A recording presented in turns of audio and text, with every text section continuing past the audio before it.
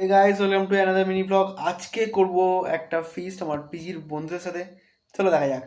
প্রথমে গিয়ে পেঁয়াজ, ধনেপাতা, লঙ্কা, টমেটো কিনে নিলাম আর তার সাথে মশলা কিছু। তারপর চলে এলাম মাংস কিনতে। এখানে এসে দেখি সন্দীপ তো মাংস না কিনে গার্লফ্রেন্ডের সাথে কথা বলছে। তারপর সব কিছু রেডি করে এখানে মাংস চাপিয়ে দিলাম। আর এখানে অভিককে বললাম গান চালাতে। ভাই নাড়তে সমস্যা হচ্ছে, কড়া ছোট হয়ে গেছে। কড়া ছোট, মাংস বেশি, দুটো হাতায় করে নাড়তে হচ্ছে।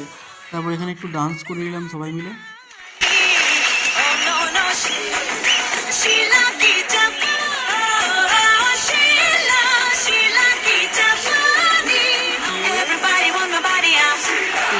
ভাই পিকনিক হবে, ডান্স হবে না, এটার নাম মুমকিন।